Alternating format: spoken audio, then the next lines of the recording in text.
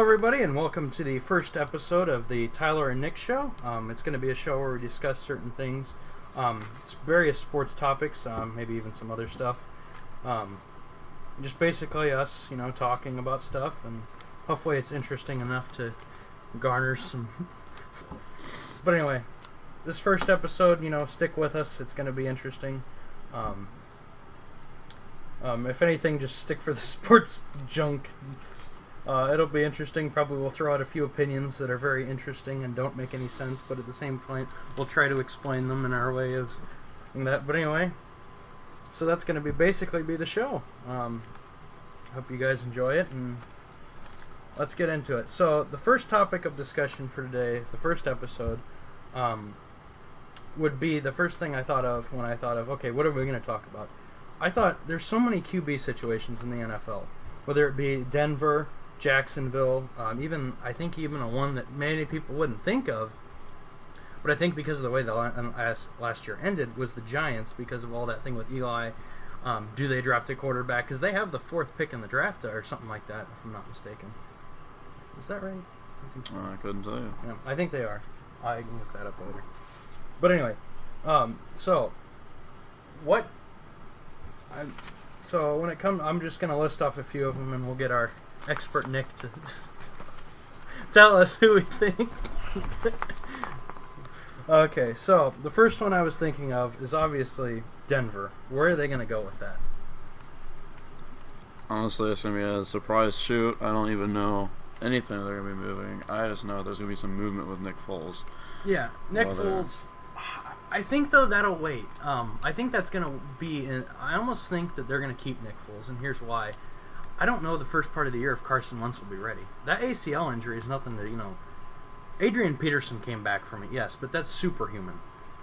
But most people come back fast with that ACL injury. Yeah, but then there's also people that have lingering effects of it. Like, I think Sam Bradford's a different story. The Vikings are a whole cluster, mess of a... Because I think they honestly could get rid of all their quarterbacks and go to Kirk Cousins, which would be interesting. Which is funny because we've gone to a league now where it's like Kirk Cousins is a highly, touted free agent. Like, if you would put him on the Jaguars, I think they could win a Super Bowl. That's a big thing. And so with Denver, I don't know. They could go several places. I think I was looking, and that's actually one of Kirk Cousins' last 4 places that he would consider signing. But also, they could make a trade for Nick Foles. They have the pieces to do that. And the thing is, Nick Foles' contract is very team-friendly. I mean, it's only like $2 or $3 million, and you're getting a Super Bowl MVP quarterback who's proven himself in an offensive system to be an asset. So, but he could be a bust on any other team. You're right. He only really wins hard with those with specific receivers Eagles, yes, in the offensive Eagles. squad. The Eagles are his thing where he does well. If you look back, what was it, 2000? What year is it they lost to the Saints? I forget. But that year was another year in which or maybe that's not even the right year. I don't remember. I think it might have been. Yeah, that was the year. Yeah, because they lost the Saints that year. The year they lost the Saints in the first round when they were a 3 seed. That was another good year he had with the Eagles. But then when he went to the Rams, that's called the Fisher effect. We'll call that one. That guy, I don't know what he does to quarterbacks, but whatever he does to him, I mean, if you think about it, he had the top 2. He had the 2 best. Okay, if you rank them, which I will never do, but if you look at it this way, the two quarterbacks that played in the NFC Championship game this year, Nick Foles and Case Keenum. The year before, they were on the Rams, and for some reason, Fisher just completely alienated them to the point where they couldn't. And I mean, Jared Goff is a good quarterback, but the fact that you had those 2 guys that on different teams could get to the NFC Championship proves that you obviously didn't know what you were doing in building that team. Because the way football is constructed nowadays, you have to build around the quarterback, and that is the position that goes, I think, the most. But yeah. But anyway, so I guess that's kind of the thing. Nick Foles, though, I think again, back to what I was saying, I think he'll be moved in the middle of the season somewhere. Maybe I don't know, unless somebody gives him a great offer, because I think they want him to back up Wentz still, because Wentz could go down again. ACLs are one of those things that can't happen again. But they can get somebody from the draft, possibly. Yeah, well, but when you have the option to keep a. Yeah, I guess you're right there. That is a good point. They could get a draft. That's what I'm saying. It comes down to who offers them what. And Honestly. really, Nick Foles could also not be useless next year if they end up switching around the offense, and then he can't throw to anybody. And here's the thing, though. I think the perfect landing spot for him. I don't think it'll happen, but I think what could happen is the Jaguars could look at. I don't know if I mentioned this, but I think the Jaguars could say, you know what, we have the best team outside of our quarterback, one of the best teams in the NFL. If you look on paper, the Eagles and the Jaguars are very similar. And this is what gave the Patriots fits, is that the defense of the defense of the Eagles, gave up a lot of points, but I think at the same time they were giving Brady fits during that game. It just came down to the fact that Brady is a insane human being and can make adjustments based on that. So he can make adjustments and keep back. That's what he did against the Jaguars. He made an adjustment, and the fact that Blake Bortles was not a good enough quarterback, I think, costed them that AFC Championship game. Because if they can have a quarterback that they're confident in, they do a lot more. They don't just check down in that second half. That's basically what they did. They checked down and just hoped the clock would run out before the bad man would get them. They just hid him in the closet hoping that, he wouldn't get there in time. Well, any quarterback could be just as good as Brady if you stick with this one single, arguably the greatest coach of all time. Well, yeah. For that many years, you're going to become the GOAT, just like Brady. But I think the other thing that, though, is my point here is this. I think the Jaguars, if they have a good quarterback against that game against the Patriots, win. Honestly, I've heard the stupid media jokes about how Blake Bortles is supposedly the 70th best quarterback, according to certain people.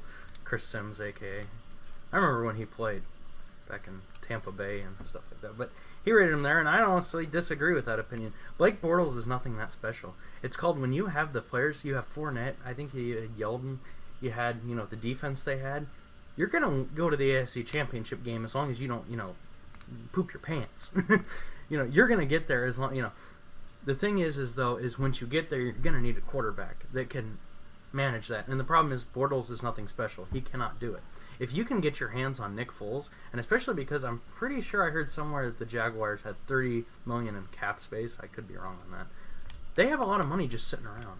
And the thing is, they could trade their first round pick and Blake Bortles, who, he may not be a great quarterback, but at least he's a good backup option behind Wentz. You can trade that, because then you're giving the Eagles another first round pick, and they're already the best team in football. And even though the Jaguars' pick isn't that great, what you're doing is, the Eagles can add defensively and offense, and even add, because the fact is that team's already the best team in football.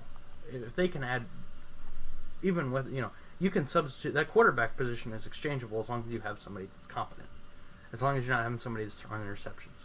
That's what Nick Foles gives you, a guy that doesn't throw interceptions. And I think Blake Bortles, if in a situation where obviously you wouldn't want to use him, but in a situation where you needed him, he could hand the ball off to Ajayi or, Blunt or those guys and just hand it off to them. Or, when you have guys like Jeffrey and Malcolm Jenkins, he can make those throws enough to get away with it because he has a better defense than Philly. But anyway, we got on the point. Minnesota is the one that's interesting though, because I think we touched on it briefly a few minutes ago. There's part of me that thinks that they could ship all three of those quarterbacks different places. Because I think Bridgewater will leave somewhere. Because Bridgewater's a starter. He's good enough to be a starting quarterback in the league. That's not, when he played, he was good. In fact, he's a Blair Walsh kick away from, having a chance to play. Yeah, that was him, right? Or was that Bradford? I don't remember. Did he get hurt in that game against Seattle? Or did he played in that game against Seattle? Yeah, it was that game against Seattle, because he got hurt in the preseason the next year. He is when he hurt himself. And that's when everything went downhill. But if he's a Blair Walsh missed field goal away from advancing, to play Carolina, and who knows what happens, obviously. Because honestly, I think the Vikings would have done just as well as Seattle. They lost, but I think that was the year that Seattle and Carolina played it. Stupid. 30 minutes later, I literally opened that thing right before you got here and it did that. Okay, let's go back to this. Okay, so where were we? Okay, so Good old Teddy Bridgewater. Teddy Bridgewater, yeah. We'll edit that out. We had a slight interruption with our great equipment we have here at this fine facility. Anyway, so we were talking about Bridgewater and how that, yeah, but who knows what happens in that situation. That was the year that Carolina, I'm pretty sure that was the year that Carolina got the big lead against Seattle, and Seattle came storming back but ran out of time. That was the year the Panthers won the Super Bowl, or got to the Super Bowl. They lost to the Broncos. I was going to say the Broncos, and then I was thinking of the Panthers still, and came out wrong. That's going to happen a lot. But anyway, yeah, so I think these quarterback situations will be interesting, how they play out. I think that's just kind of like our intro to it. And yeah. The next topic, the Heat, I think it's funny because, us in Indiana, you wouldn't think, oh, we're going to sit here and talk. I think the Heat are an interesting team because they have a lot of young guys. And I think they're a team that once this stupid... Because I think eventually the super team stuff will go away. I think what you'll see more of is teams that are actually... That you're going to see... Their young team will eventually have to take the place of the Warriors and the Rockets. And I think the Heat can do it. And I think they did a good job of... I think the thing they were lacking this year, the biggest thing they were lacking this year, I don't think it'll happen this year, but I think they're at least competitive now, is the acquisition of Dwayne Wade. Because, you're a Heat fan. You've seen it. They for some reason don't like to take last-minute second shots. It's happened too many times where they're stuck with the ball in their hands as the clock is expiring, down 1 or 2 points, with a chance to tie or win the game.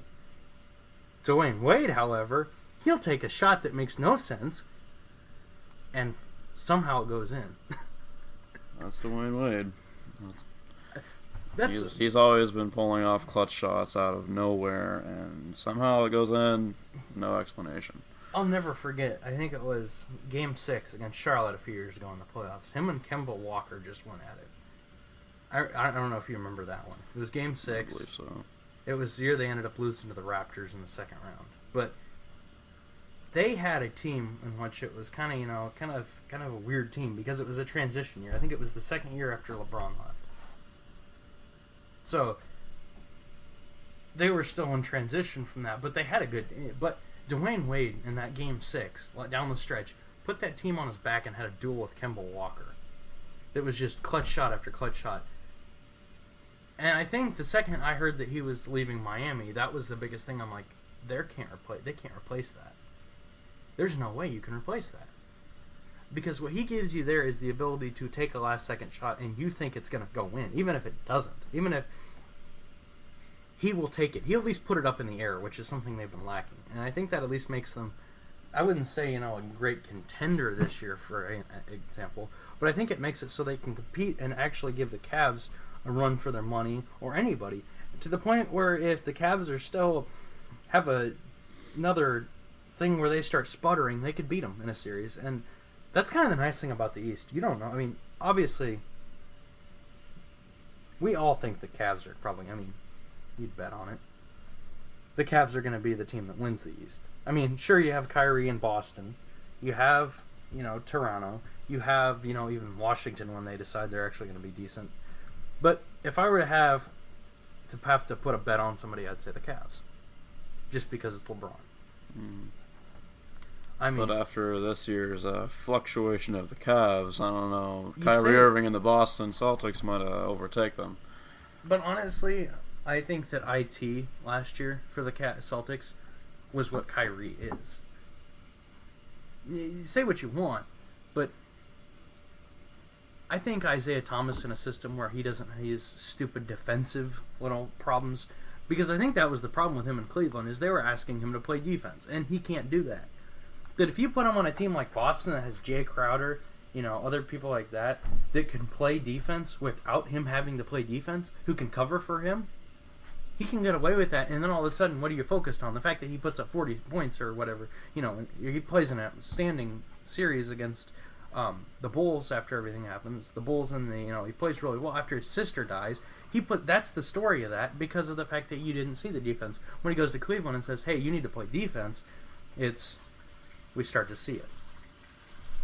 Honestly, I don't think the trade between Kyrie and IT was fair, considering the very few games that Isaiah Thomas even played. He didn't really put up very many big numbers. Now Kyrie Irving, on the other hand, was putting up astonishing numbers on every end of the. And there is part of me that wonders what was. I mean, like, we'll never know what was going on behind the scenes there. Were Kyrie and LeBron actually feud? What was going on there? I think LeBron blows up during moments, and later on he'll be cool with the guy. Later on he'll blow up, and later on he'll be cool with the guy. But were they actually mad? I wonder if, like, LeBron's take on it was just get him to camp, and I'll fix it. Would that have worked? I don't know. I always wonder, because it's like what that stupid ESPN the magazine story about Brady, Belichick, and Kraft all having butting heads. When you have players of that skill, sometimes their egos get in the way. It happens. You're not going to have a team, and it's why most bands and stuff, especially like, they all end up splitting and having solo careers because egos get in the way. I don't know what would have happened there if you get to camp and you get them with a basketball in their hands and say, just shut up and play basketball for a year. Well, ego's been a huge part of any sport really in the past decade. Well, I mean, yeah, you could point at everything. I mean, that's the point. You have to make sure, and that's why I think that the Warriors are something that's kind of weird. Because they do have all these guys. They have 4 guys that would be superstars. On any other team, they would be the star of the team. You have Durant, Klay Thompson, Steph Curry, and Draymond Green. All 4 of those guys would be a star of any other team. You send them to you send them down to somewhere like, Orlando or somewhere like that. They're the focus of that team. They are the guy. But when they can put that aside and say, let's win championships. I think that's the biggest thing that has come from this kind of thing that I'm kind of shocked that never happened, because I expected that to be a problem at some point, that their egos would get in the way, but it hasn't in 2 years. Maybe it'll do it down the stretch against the Rockets or something like that. Today I saw a pretty scary what-if picture for the East. Kevin Durant in a Boston Celtics jersey. A mixture of Irving and KD, that'll be tough. That's scary for the East. I think it's kind of a weird thing. I don't know if anybody's ever discussed this, because I can't. I mean, I do look at stuff on ESPN and other sources. I don't know if anybody's ever discussed this, and maybe if you've heard it, say. I mean, is it really about teams anymore, or is it about players and who comes together? Because really, when we talk the Cavs, do you really think of the Cavs, or do you think of LeBron James? I think of LeBron James. I know, and that's the team that almost comes. It's no longer the Cleveland Cavaliers. It's LeBron James. Where does he play? You don't remember the Cavs for J.R. Smith throwing a bowl of soup. Yeah. You remember it for LeBron James. I remember, yeah. You remember that, and that's what I'm saying. When he leaves, Cleveland became irrelevant again. Well, the way it was. I mean, obviously, I should say, the 4 years he was gone, Cleveland was nothing. The only reason we knew them is because for some reason they kept getting the first pick in the draft. How they did that, I don't know. But that's what we knew Cleveland as. But when they get LeBron, all of a sudden, it's big thing. Golden State, before those guys arrived, they're nothing. Those guys arrive, and they almost have a different scenario because they're a big 4, so they do kind of gel as a team.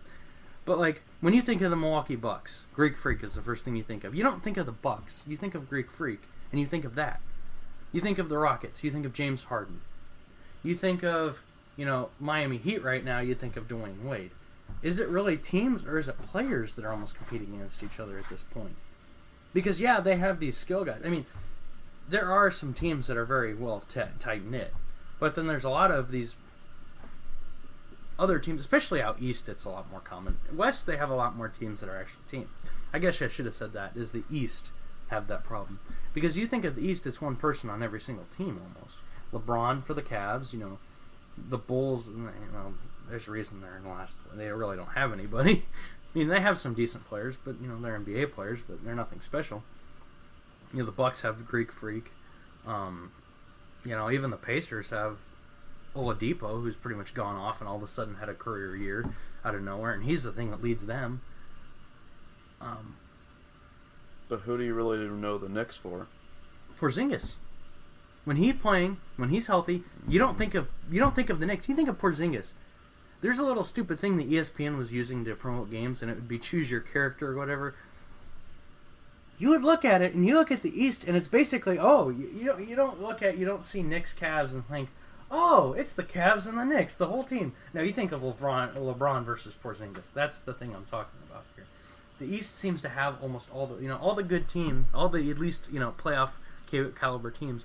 You look at one guy. I mean, that's I think the biggest issue with the East versus the West. Even though, if you look at it this year, I'm pretty sure the East and West have been kind of almost similar on, conference versus each other. But if you look at it, the West has, it's like weird. It's a dynamic that's weird. The East has more teams that are one-man shows versus the West, who has a lot more teams that are actually teams, with at least 3 guys who could, be like what I said about Draymond Green. But anyway, that's a very interesting thing to think about. But the next topic is so the Warriors and the Rockets. These two have been on a collision course. Honestly, we might as well just dub this the NBA Finals, to be completely honest, because as much as we were talking about the Cavs and stuff like that, I don't think they have enough in the tank to beat one of these teams, whoever comes out of there. Honestly, I think it's going to be Rockets that are going to come out. James Harden's been blowing up pretty hard. His step back has been quite deadly, as you've seen previously. He does astonishing things. And plus, Trevor Ariza is still with the Rockets. You have, and heck, Eric Gordon's a good 3-point shooter.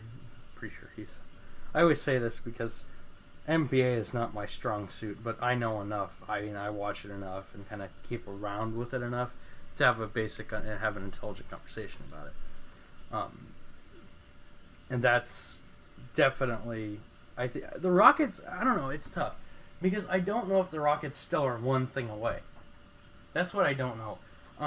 They have the 3-point shooting. They have that aspect down. If I were to have a 3-point shooting contest, I'd pretty much pick the entire Rockets team over almost anybody else. But will that be enough to take? The other thing people are talking about is maybe that the Warriors are tired at this point. But because they don't take the regular, parts of the regular season off as much. Like, people will say, oh, LeBron's had, 7 finals. He's tired too. But the fact is, we all know this. LeBron takes part of the regular season off every single year. It's usually the January, February portion. He just takes it off. Obviously, look at how they played in the beginning of January. Although he was putting up numbers that were insane, there was times where you watch him and you'd say, he's not even trying. Like, he's just kind of coasting. And then he'll realize he's going to lose those games, and then he'll come back. Well, even then, he doesn't care. Himself. But he doesn't even care. That's the thing. He doesn't have to. The fact is, he knows his team, as long as they play serious when playoff time comes around, they could be an 8 seed and they'll still come out of the East. The Warriors don't have that luxury. And that's what I think the biggest comparison here is. The Warriors have to play, and they'll play their best every night. If not, they'll lose the 1 seed. And that could be deadly. Because it could make it so they're having to play in Houston Game 7. Or in Oklahoma City Game 7. And I know San Antonio isn't tough this year, isn't it? But in past it would be San Antonio Game 7. You don't want to be in those. You want to be an Oracle. Sure, you might have lost the Cavs that 1 year there, but at the same point, you don't want to add an extra dimension to having to play against the crowd as well. Because no matter what people say, I've tried to hear people say, oh, the crowd doesn't matter. You look at it and it does. It does. It's not only that, but it's the fact that you're not on the road. You're not having to deal with, there's more, the best thing about being at home is you know everything that's going on. You don't have to deal with external factors that don't usually, that would occur on the road, such as like hotel stuff, or, especially in like college basketball, you hear all the time, oh, the team arrived late because of blah, blah, blah. You don't have to worry about that at home. So that's the stuff, you just don't want to have to deal with it. You don't have to deal with the traveling of that stuff, of going somewhere where you're not, that's what it comes down to. You can go and the night before Game 7, you can sleep in your own bed when you're at home if you're located around there. When you're playing Game 7 on the road, you're sleeping in a hotel room. And who knows if it's, there's certain hotel rooms I've even stayed at that I don't. I mean, obviously those guys probably have the premium of the premium. Yeah, they got the luxurious rooms. They have 5 hot tubs sitting at each other. Stay in the Hilton rather than your But Hotel Express. Your Holiday Inn Express. Some of those, I've stayed in some of those in those rooms. The beds are just like, how the heck do people sleep on these things? Mattresses. Well, that's the truth. Don't worry, we'll leave that in just for fun. Oh God, I'll take it. Yeah, that's what they're jokes. I mean, they're jokes. I mean, some of those places are jokes. But the fact is, you're still having to stay in a hotel room, and you're still having to stay in a place you're not familiar with. Sure, these guys play there all the time, but it's still downtown Houston. When you go anywhere, anywhere that's not home, there's a certain stigma you have to it because it's like, oh, I'm on the road, So part of it is, but stuff like that. But so they have to play every game. Is what it comes down to. They cannot take games off because the Rockets are matching them. So they have to put in the whole work the whole season, and that starts to wear when you do that 4 years in a row. And that could be where that matchup leans toward the Rockets, but we'll see. Another subject I wanted to get into because it's something interesting. Because it's something I've seen in a lot of, not only you, but other people, where baseball, back in the day, you go back 20 years ago, especially 20 years ago this year, it's kind of a weird thing. Yeah, sure, in the city, but in the country, where you live and stuff like that, you'd be hooked. You would be a baseball fan that'd be hooked. You'd be, at your age, you'd be playing, travel, because you're, stuff like that.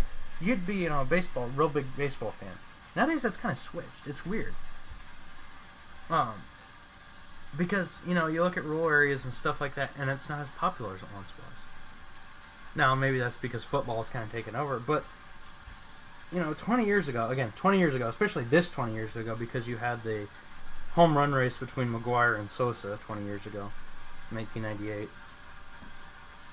I guess my question here to you, Nick, is what do you find unappealing, and what has kind of, throughout your life, other than outside factors telling you it's stupid, because that is part of it, what makes it so you don't even like the sport at all? I mean, I'm not going to, Well, number one thing I can tell you, I don't understand any of the rules and how the game even plays because I've never actually done it.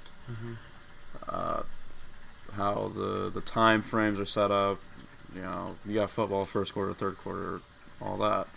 Baseball, I don't even know how that's set up. No, it's just 9 innings, and each team gets in at bat. I mean, it's kind of, if you look on paper, it's probably out of the 4 major sports, that portion is kind of weird because it's kind of like, it's the only one that isn't timed.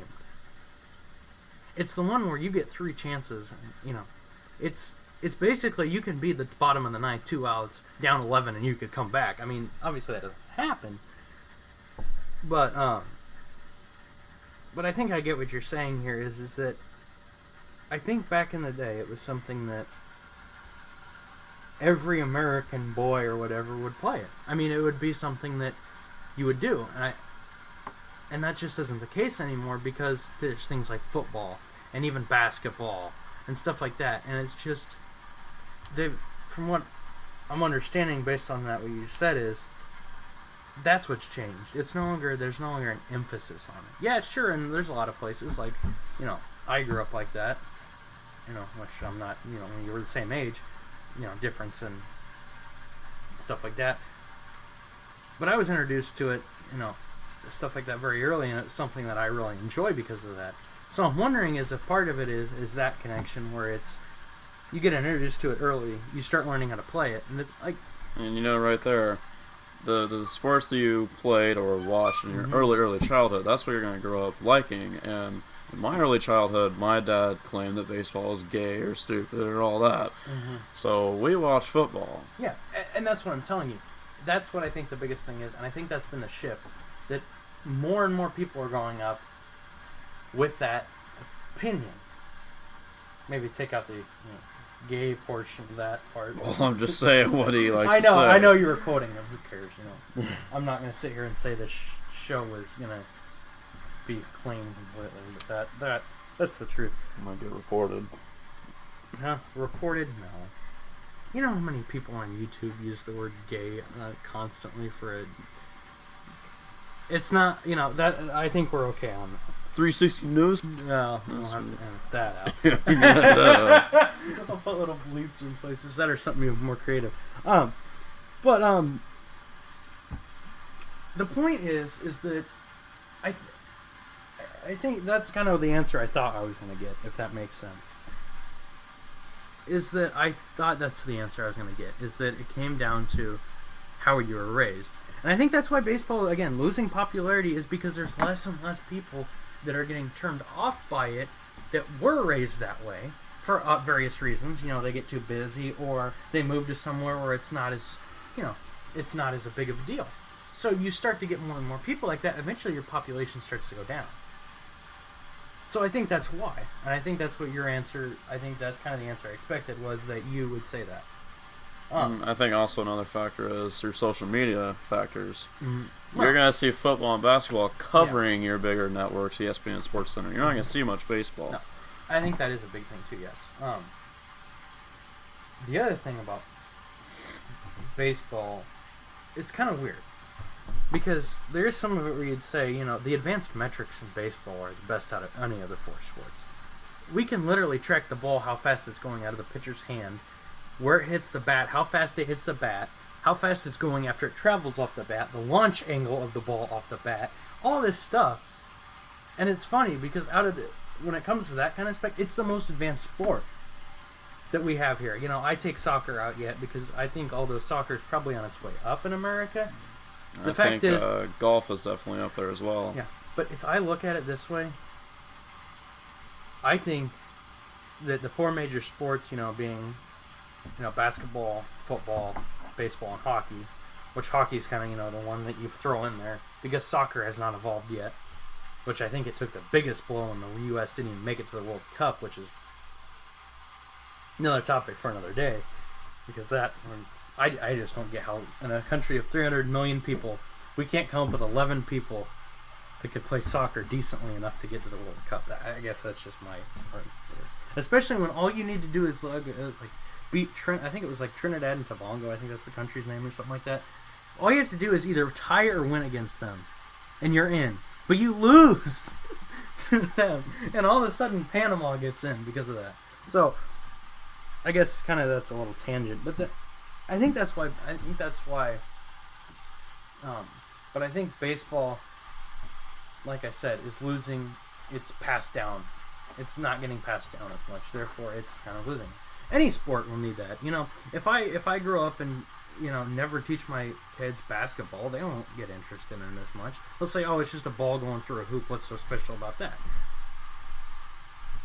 But because social media has kind of made it so that basketball is kind of on social media anyway. Probably not if you look at the numbers, but basketball, social media wise, is probably the most popular sport on social media.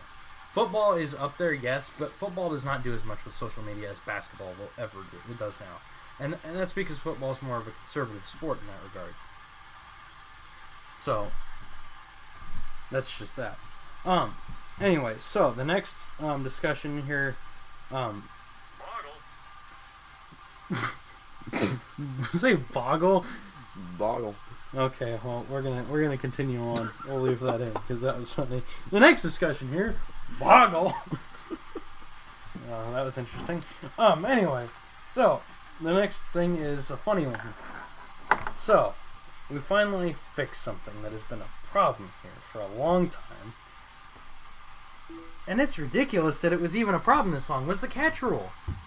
The fact is, when you play a game of football, the guy catches the ball, he comes down with the ball. The fact that the guy in the Super Bowl, oh my gosh, that's becoming a thing. I'm gonna have to isolate that sound and mess with it. Please do. And just like I wonder how much it came through. I think it's right. I don't know. But anyway, yeah, that's gonna be a thing now. That's kind of the funniest thing about the early episodes. You start to pick up the stupid trends that will become part of your show, which is kind of interesting. That boggle noise will definitely be it. But going from boggling to bobbling, you know, when a guy catches the ball, takes 3 steps, and then extends the ball over the goal line, and the ball hits the ground, moves a little bit. For the guy in the booth, okay, for Chris Collinsworth, guy who called the Super Bowl, he played for the Bengals for years. He was a really good receiver. For him to sit there as a former wide receiver and say, I don't even know. Something's wrong there. Something is very wrong there. For Tony Romo to have the same opinion, who just got out of the league, mind you, to have him in that Steelers-Patriots game say, I have no idea. That's ridiculous. It should be a thing where it's, okay, yeah, I get it. If a guy catches the ball, then goes to the ground immediately and he drops it, that's an incomplete pass. Okay, but it's not rocket science to figure out if the guy catches it, takes steps, and then extends it out. In my opinion, the second he extends the ball, he has possession of it, and he should no longer be. He should be a runner at that point, meaning whatever happens with that ball happens to the ground. That, I think, is the biggest thing here, is the transition between when is that guy finished catching it and when he becomes a runner. In my opinion, when he makes a football move like that, which is the actual letter of the law, at that point he becomes a runner. Because if I take this pen and I catch it like this and it hits the ground, okay, I didn't catch it, this is a bad illusion to do on an audio-only podcast. But if I take this pen, move it, extend it, and then drop it, did I catch it? Because I'm pretty sure I did, and then it went like that. Like that Dez play. I think that's why the Dez Bryant one is such a good example. Because he caught the ball, completely turned his body, took, I think it was 2 steps, and extended it toward the goal line, then it popped out. What? I mean, how is that not a catch and a touchdown? I said it at the time, but I knew the rule. The rule was stupid. That was the problem. That was the stupid part of all that, was I grew up, that game especially, was against the Packers. And I grew up in a house where most of the people I grew up with were Packers fans. So, of course, I would be biased the other way. Was that Boggle again? Yes. Oh, who cares? At this point, it's just a joke. So, obviously, I said that's a catch, but it's not a catch based on the rule. That's messed up. It shouldn't ever be that way. Don't you agree with that? Well, I could tell you one catch that angered me way even more than that, and I think you already know what I'm about to say. Good old Jesse James catch, not counted during the Patriots. Yeah, that one. That was a joke. That was awful, and that was a huge game changer. That had a lot. That definitely did. And that did some things in the AFC playoff picture that, looking back now, I don't know what happens. Because, that was a play that affected the Super Bowl. Yes, it did. You could say, hey, what it changes is this. Instead of playing Jacksonville in that divisional game, they're looking at, who would it have been? I don't know how the tiebreakers work out, though. But, who the Patriots play? They played the Titans, okay? So instead of playing the Jaguars, you'd be playing the Titans in the first round as the Steelers. They're going to win that game. The Titans I don't know how the heck they made it to the playoffs, but they made it there. Marcus Mariota is a good quarterback and all, but they just don't have anything else. Marcus Mariota and the running backs from Alabama, I'm pretty sure. Henry. Those are the two guys those are about the only 2 Titans I can name. They would have easily won that. But I wonder what happens if the Patriots and the Jaguars meet up a week earlier. Who knows what happens in that game?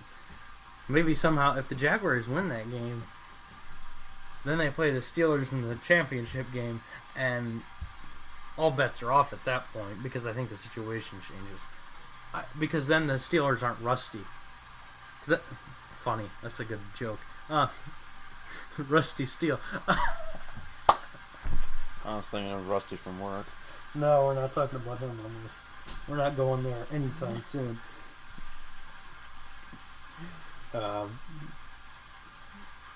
Yeah, we're not going to speak of that. We'll just say child molester and move on. But anyway. But what I was saying is they were rusty in that game. They were. Honestly, if that game gets played a week later, I don't think the Steelers lose to the Jaguars.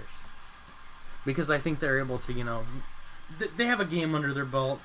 They haven't had a week off. They're in a lot better situation. They've had 2 weeks off. Let's be real here. They wouldn't have to try too hard to beat the Titans because the Patriots really didn't. The Patriots kind of toyed with them for a half and then kind of just said, okay, it's over. Let's just knock this team out.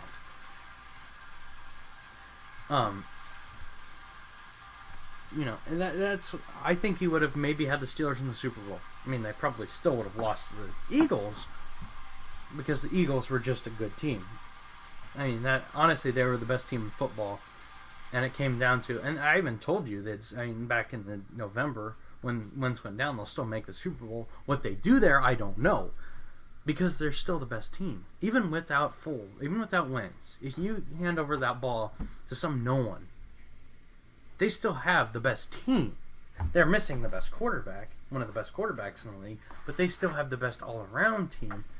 And they would probably have still made the Super Bowl because Minnesota would not have been able to do anything against that defense still, and all you'd have to do is throw 2 or 3 touchdown passes. And you basically don't make mistakes and just hand the ball off, and you would have gotten best.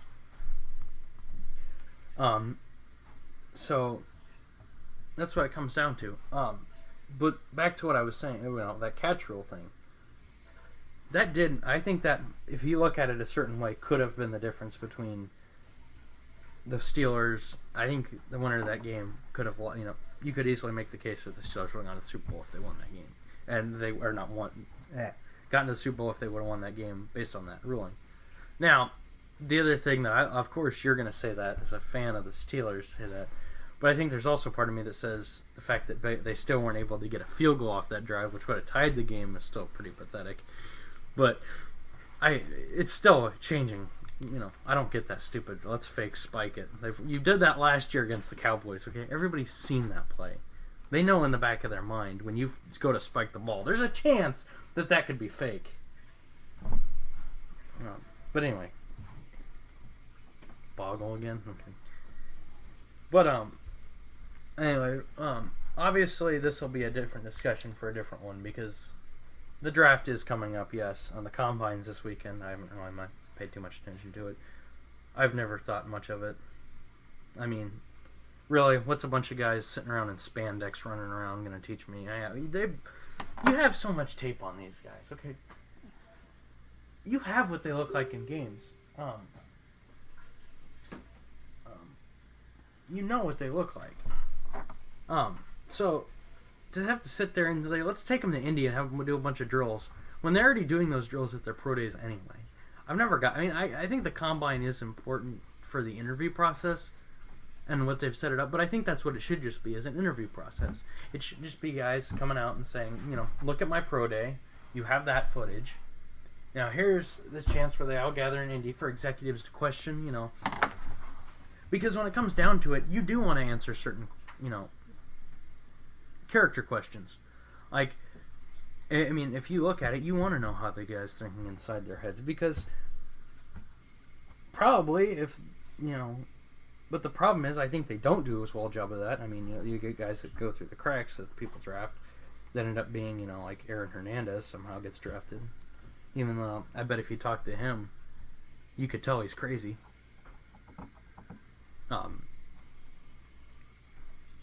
And he, and you could tell that. I mean, they looked at his brain, and that guy's brain was messed up. I don't know if you ever saw that. The analysis of his brain was deteriorating at a very quick rate. Like, he had CTE so bad that it looked like it was, I forget, they were talking about, it looked like he'd been hit, for a 27-year-old, the guy had a brain that looked like he had been a 60-year-old guy who had some brain degenerative disorder. It was bad. Which is why people think, which makes more sense on why he hung himself after all that. sitting over there with that look on your face. Just should have hung himself up in the career and has been done with it, but no. Yeah, well, the problem is obviously he had some brain damage. Plus, if you read the guy's backstory, it's kind of, it's kind of sad. It's depressing. But at the same point, that doesn't excuse the behavior. Now, maybe the brain damage does kind of bring some light on why he was acting the way he did. But what it comes down to is this, is that the Combine is a good chance to interview people, is to get inside the head of these players and decide whether you really want that thing around. Because what you're doing is you're interviewing not only to see if they're going to be an off-the-field concern, but the fact is, one toxic guy in the locker room can screw up an entire team. It can. So if you bring in this rookie who ends up being a toxic person, but you pay him too much, or, well, they don't have those outrageous contracts anymore for rookies, but still, it can cause problems, and you don't want that. You want to know, okay, what is this guy going to do in my locker room? How is he going to be received? How is he going to act? That's what I think the Combine should be more about. It's a chance for these guys to get a chance to show who they really are and be able to say, okay, as an executive, I like this guy, how he carries himself, and I think he'll gel well with my locker room. Because, again, these guys you have so much tape nowadays on these guys. The Combine back in the day was important because you didn't have all the tape. You didn't have 500 pro days for each athlete. It was a chance to see them because you didn't always have everything. Nowadays, when you have, Josh Rosen, who you could study 3 years of tape at UCLA, plus he's probably had 2 or 3 pro days, he's had all this stuff. You know what you're getting on the field with that guy. The question is, what are you getting off the field? How is he going to, what questions are you going to subject him to? And that's the important thing in that regard. That's what the Combine kind of is used for. So if you just eliminate the drill part, which again is outdated, I think you could do a better job of screening these guys and making sure they're who you want on your team. But that being said, that definitely transitions into our, what we think are the first round picks, which kind of goes back into the other QB situation we ever talked about was the Browns. Mostly because there's whoever they pick first is going to be. So I guess that kind of goes down to first round picks. That team, I don't know what they're going to do. If they're smart, they honestly pick Darnold or Rosen. Or I would hint Darnold. But even then, I still don't know if that's a good idea. I don't think this is There's quarterbacks this year, yes, but there's a part of me that saw Rosen and Donald play, and there's some question marks. So, I don't know if the Browns... There isn't that one guy like last year. You had Deshaun Watson, or Patrick Mahomes. You look at and say, this guy's an NFL quarterback. This guy's going to come out and be ready. Those other guys that I just mentioned, they have question marks. Deshaun Watson, again, watched at Clemson. There wasn't many question marks about his off the field. There wasn't any at all. And the other thing is, he didn't make the mistakes that a lot of college quarterbacks do. He doesn't throw many interceptions. He doesn't take stupid chances. He looked like a pro quarterback. Patrick Mahomes, although he played for Texas Tech and they didn't do well, he had a cannon of an arm. I mean, there's no substituting that. He had a cannon of an arm, and he made some good decisions, making his players around him just weren't that great because he played Texas Tech, and they're a good program, but they're not Clemson or somebody like that. But that's beside. The point is, last year those guys going in, other than the Kaiser, who I'll never get why the Browns. When did they draft him? They had to draft him early on. That got to be a first round pick, which I didn't get. Kaiser to me was like the quarterbacks this year. He had question marks, major ones. I mean, he led Notre Dame to 4-8. Okay, you can't do he was 4-8 with Notre Dame. 1 year, and then I think that he was 4-8 his last year at Notre Dame. I mean, how do you do that? Having the talent that Notre Dame has, how do you go 4-8 as a quarterback there? But regardless, I mean, you don't know much about college football, but you know that Notre Dame has good athletes. So I hear and so I see. But that's the point. They come to college usually. They come to the NFL, and most of them are pretty good. Tyler Eifert for the Bengals. I know he probably gives the Steelers fits a lot. He's from Notre Dame. I'd say the biggest fit from the Bengals is Vontaze Burfict, but yeah.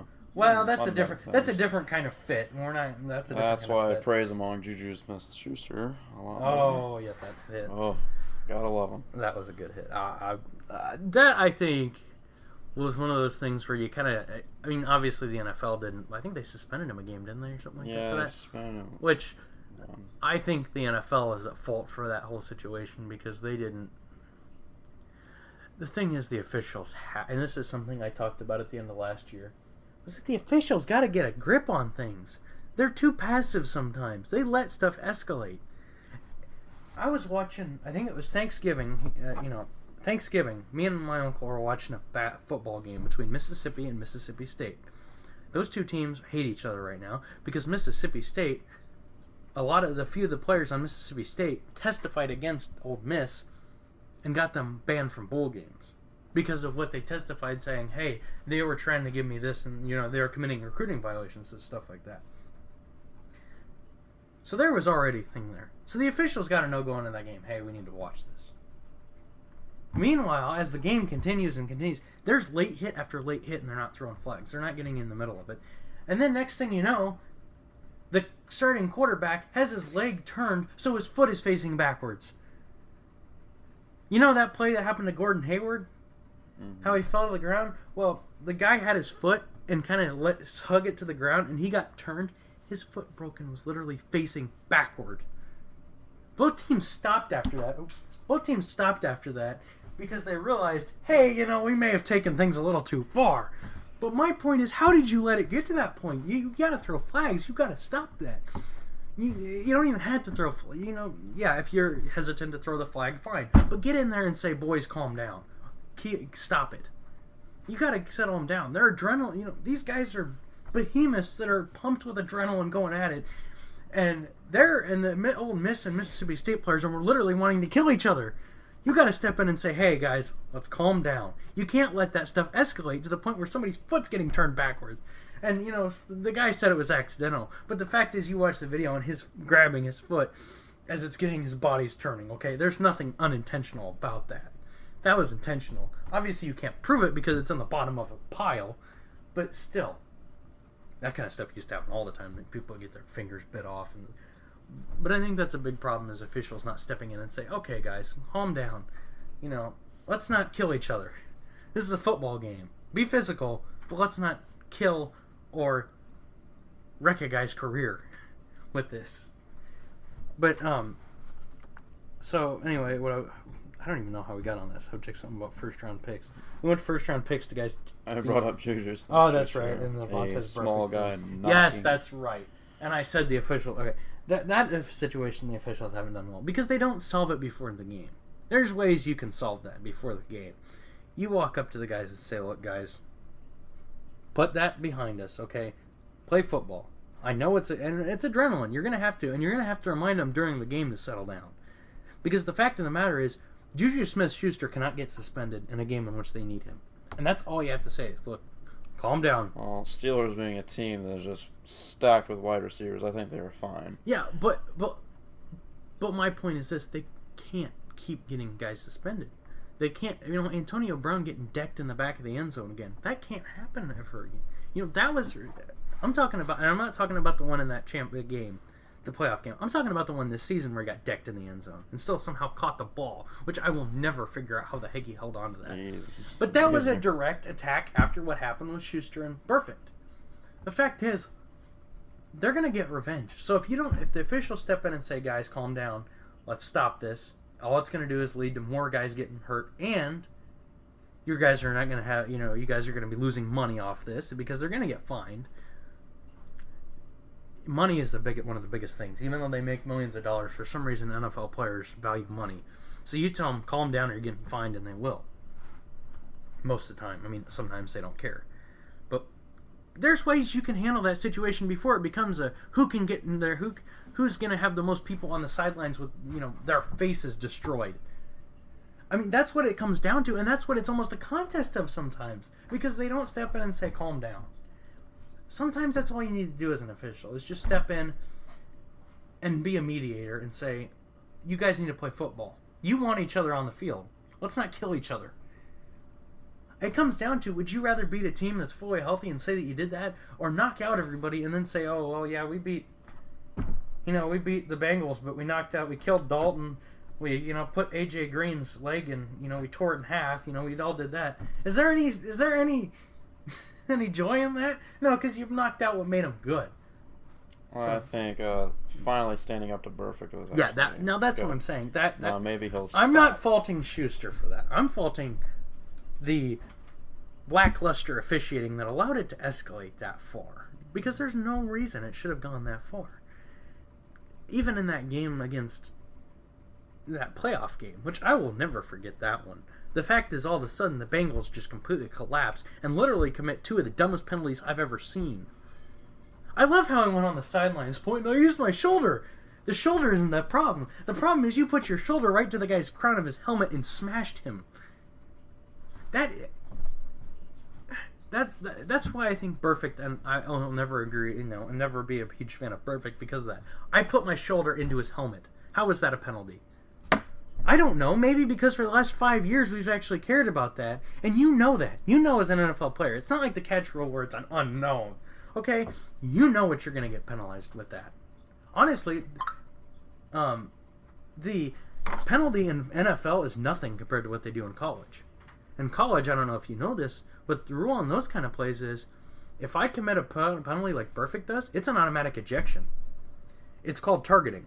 Should be. It is. It should be an ejection. Now, the rule on that's kind of murky because sometimes... And what happens is the official throws the flag and says personal foul, targeting. And what happens is they go to the replay booth and they look at it there, make sure it's the right call, and they have overturned them. Sometimes weirdly. Sometimes they've not overturned ones that should be overturned. But the fact of the matter is, when you get a penalty like that, and they determine that you actually did it, you're gone instantly. And here's the other thing about this rule that's interesting that college does. I know most people listening to this know this, but I know that you don't watch college football as much, so you won't know this. If I commit a targeting call in the second half of the game, and I get ejected, I also miss the first half of the next game. So it's a full game.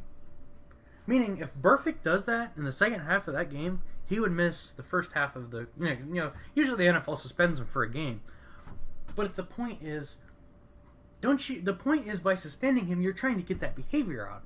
So wouldn't you do it immediately? Because it's a health risk. The fact is, we want Antonio Brown on that field. We want these guys out in the field. And the problem is, when Burfict's trying to take their heads off, they're having to go to the sidelines. A 15-yard penalty is worth it. If you can tell me, yeah, you're going to pick up a 15-yard penalty to knock Gronk out of a game. Now, but if you tell me you're going to get ejected, I'm going to go, no, I don't want to do that. That, I think, is, and that's part of the officiating. I think the Rules Committee should look at that rule. I mean, they've already done it with pass interference. You've heard about that one, haven't you? Which one? That there's strong discussions about changing the pass interference rule. That it's no longer a spot foul, it's just 15 yards. Mm. There's part of me that says that's kind of weird because now people are... But you look at the college game, there's not people tackling each other. In fact, they never do it. That's, I think, the reason. The fear is that, yeah, if they get beat, they'll just tackle them. Well, the thing is, they don't think about it in the moment. They forget about that. You applaud a guy when he's beat in college, when he's completely beat and he gets tackled, when he just tackles the guy instead of letting a touchdown happen. That's applauded because not enough people do it. The fact is, in the NFL, it's going to be the same thing. It won't happen. But what they're, what they're entertaining is it's just 15 yards. It's a spot foul between 1 and 15 yards, and then afterwards it's 15 yards. Which I think is a good thing in some regard, and is a bad thing in that regard, but in the good regards is it means that when you completely mess one of those up, it's not completely debilitating. So, if, the officials mess up a call in the end zone, it's no longer a, if they're at the 50-yard line, they bomb one in the end zone, and the guy doesn't even do anything, but the officials still decide there's a pass interference, it's only 15 yards, as opposed to it going down to the 2-yard line on a BS call. I think that's kind of the nice thing about that. And also, again, what you're going to see is, I think the argument that it's going to cause more people to, to do that. There's plus, who says he's going to catch the ball anyway? How many times does it happen, even with NFL receivers, where they're wide open and the ball bounces out of their hands. They drop the ball. When you're making it a spot foul, you're assuming 100% with certainty he will catch that ball.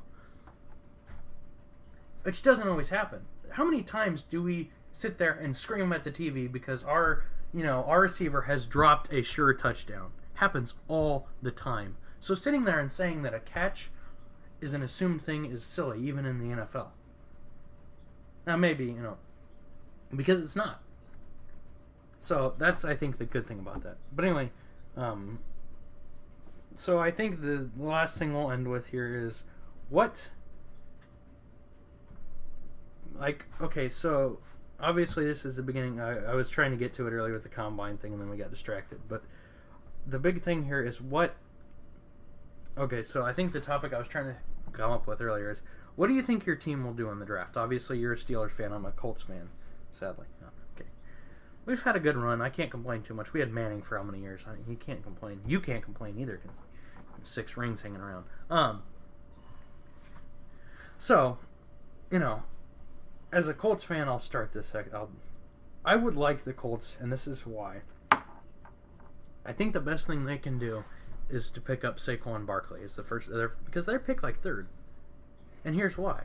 He's a monster. He's a monster. The guy can he's a monster. Plus, think about it. When you think of the Colts, when they were really good with Manning, they always had a running back that was so underrated. Edgerrin James, for 4 or 5 years, was one of the best backs in the league. But you never remember that.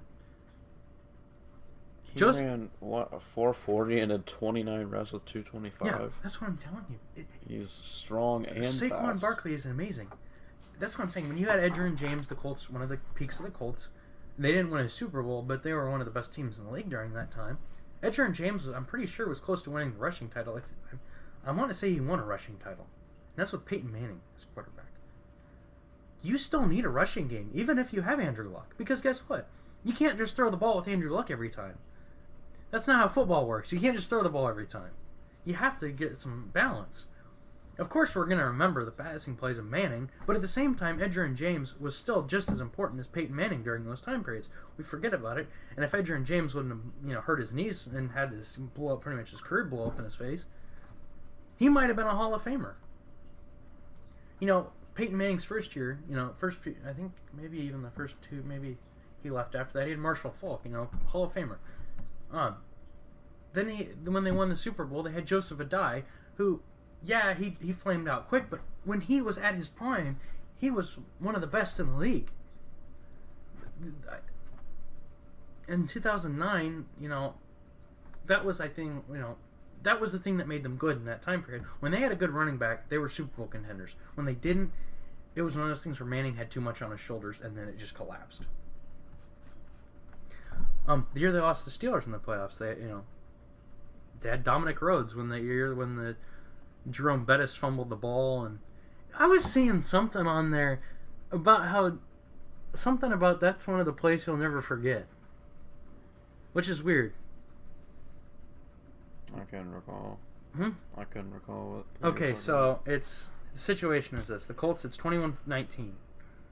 The Colts have just kind of I think came back from a deficit. It's 21-19. The Steelers are about ready to plunge into the end zone and just take the game over and win the game. They're about ready to put it away. Jerome Bettis, guy who's Hall of Fame guy. I think he's in the Hall of Fame. Hall of Fame running back. 2-yard line, fumbles the ball. The ball pops out. Kelvin Hayden, I think it was, for the Colts, picks it up, starts running, and somehow Ben Roethlisberger tackles him. Miracle tackles him. The Colts get, I think, run the rest of the clock out. They get you're in the field goal range. Mike Vanderjagt misses a field goal that was 40 yards or something like that. It's makeable. He misses that field goal. But Jerome Bettis always says the most memorable play was that one because it almost cost them the Super Bowl. Because if Ben Roethlisberger does not make that tackle and Hayden runs into the end zone and scores, I mean, they don't win that Super Bowl because they don't go on to play Denver the next week and then Seattle. That was the year that they played Seattle in the Super Bowl. That was a good year for the playoffs because you had that one. Then you had Denver and New England played a really good game. I don't know if it was as insane as that, but maybe it was just because the Patriots lost. I remember that game so fondly. That was Jake Plummer was the quarterback of the Broncos too that year. That's another fun fact for you. That'll get you some trivia points. Jake Plummer was the quarterback, and geez, that was so long ago. I still have a Football Now book floating around here somewhere that has a whole thing on Jake Plummer. That guy, I don't even know. And then Jake Delhomme was still playing for the Panthers, so they were pretty good. That was a weird era there in the early 2000s where you had some. You look back and those quarterbacks flamed out quick. Because you had Jake Delhomme, you had Mark Bulger for the Rams, who completely flamed out.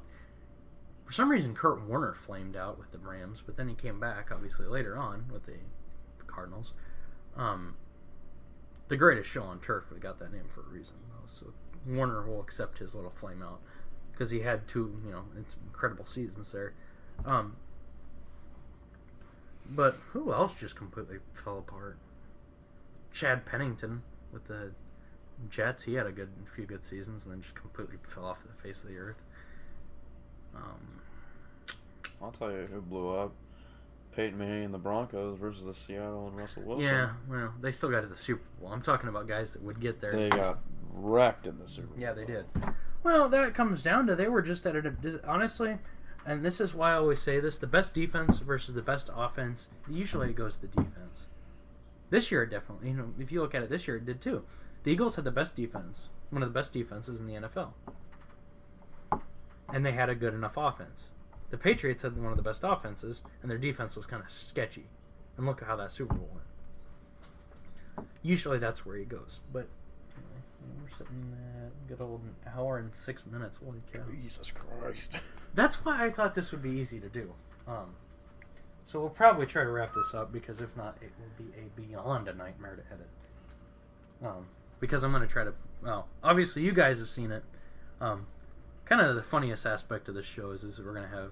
part of it at times will be, in-show meetings. In the show. And it's kind of cool. And that's kind of what... will make it interesting. But... So, yeah. But... Okay, so... Okay, so let's add on this. What do you think is the best thing the Steelers can do to improve in the draft? Like, where do you think they can make the most improvement? Honestly, I think their offense is pretty set, so they don't really need to work on that at all. Mm-hmm. They need to work on their defense. Mm-hmm. That's right. Cornerbacks, get some new ones. Mm-hmm. Safeties, their linebackers are good, just as long as Ryan Shazier gets back. I don't know. Is he coming back? He was in practice. Oh, he was? Or like a warm-up or wherever. Honestly, if he can play football again, that would be... let's take out of the football realm for a second on that story. That's just incredible that he's even doing it. That shot... He's even walking. That is an incredible story. If he comes back on a football field again, it's incredible. But anyway, go ahead. I think he will eventually. Go ahead back with what you're saying if you weren't done. But yeah, just new safeties, new cornerbacks. Maybe some better backup linebackers, just in case another injury like that happens. Well, that's a freak injury. You can never plan for a guy to almost get paralyzed. Yeah, there's no way. It was like you can never plan for that kind of thing. Especially the demoralizing thing of, oh man, our captain just can't even move. I'm pretty sure he's the captain of that defense. Yeah, and to see him on the ground, just not even being able to move is so demoralizing. So, I don't know if you can get around that, but yeah, I agree with you. That's what I was thinking you were going to say, was the defense. Because the defense is the problem. There's no steel curtain anymore. Like everybody likes to say, oh, the steel curtain defense. No, there is none. That defense, if you're going to call it a curtain, it's a little shower curtain that can easily be, perforated. It can be messed with. It can be destroyed. The Jaguars carved it up, for goodness sakes. Blake Bortles is not that good of a quarterback, and he tore it up. Just imagine it makes you wonder in that game, if they would have actually beat the Jaguars, what would have happened against the Patriots? Because they would have just torn it to shreds. I think Heinz Field produced a situation in that first matchup between the two teams that made it so the Patriots were just... I think also the Patriots hadn't found themselves all the way yet. I think there was a point in that after beating the Steelers, the Patriots got a lot better. I think they were kind of fragile at times this season. And I think that night in Pittsburgh was a time where they were fragile. I mean, not to sit there and say the Steelers they played a good game, not to discredit that, but I think the Patriots just weren't all there. And the fact is, in that game, I love that. Okay, I know you're going to hate it, but there was times where they were, like that time that Gronk caught that pass and sat there and started laughing at the DB who sprawled on the ground. I thought that was funny. But I think that only proves my point here, is that I don't think they were. I think they were running. There was times in that game where they were dominant, but there was also times where you could tell they didn't know what they were doing, and the defense was just constantly being a mess. They gotta be smarter on defense because one play that they played great on, and that was the game. It was the play that sealed the game where they picked off that pass. The fact they weren't fooled by the fake spike was the reason they won that game. Because if they would have been fooled by that, they would have lost. I think they needed to be covering Gronk a lot harder because it's obvious that Brady and Gronk is just the only duo. This guy is a giant beast of nature. What do you do? But knowing that Brady is only using Gronk 90% of the game, you should probably put two, maybe because three all you cornerbacks have is on him. Amendola at that point. The Patriots do get scary this year because you got to remember what they bring back. I think Brandon Cooks got hurt too at some point, didn't he? I want to say he got hurt. He got hurt He got hurt somewhere along the line. Let's just think about this for a second. Who you have as a receiving core next year for the Patriots? You have Brandon Cooks. Okay. You have Gronk. You have Edelman, Amendola. You have Hogan. Right there, that's scary because when Brady has that receiving core, that's when he's great. When he has these average guys, he's still a 3 seed in the playoff. That's when the Patriots get these years where they're they get to the AFC Championship game and that's it. But when he has that receiving core, honestly, if I were to say, obviously we won't do this until later because we will have a show where we, hopefully, is where we go through and talk about what we expect out of each team. Obviously, early on, I'm going to say I think it's obvious that we'd all say the Patriots are a Super Bowl contender, and that's why. Because they have that. When Brady can get that elite receiving core, how he has right now, it's dangerous. Because not only do you have the greatest mind in football, because that's what Brady really is in theory, is the greatest mind out there, but you have the talent to go along with it. And that is a scary situation. And if they can improve some stuff on defense, I think they could steamroll anybody. Now that's the problem. How are they going to improve on defense? Because their defense failed them drastically during that game against the Eagles. It failed them. So, but anyway, that's going to be it for our first show. Any closing remarks you have? No, I think there will be more episodes to come. Definitely new information as the seasons of different sports go on. There will be interesting changes and topics to be brought up. Uh-huh. I think next week we'll have some, or whenever we do this again, I think we're going to even then have some good stuff. I think it just becomes, when free agency, because free agency starts soon, I'm pretty sure, in the NFL. So once that starts kicking on, we'll definitely have it. We could talk an hour about the whole Kirk Cousins thing, because there's so many, and this is, not to completely go off, back into that tangent, because, we need to be wrapping this up, but, there's so many teams that are a quarterback away from either getting to the Super Bowl or winning the Super Bowl. So that's why I think the Kirk Cousins almost sweepstakes type thing is such an important topic. It's the reason why where Nick Foles goes is such an important topic. So I think as those dominoes begin to fall, there's definitely going to be discussions needing to be had, and definitely everybody's going to have their own take. And I think that's what's cool about sports. I can't sit here and tell you my opinion's going to be, because until it hits the field, until things happen, it's an opinion, and everybody has one.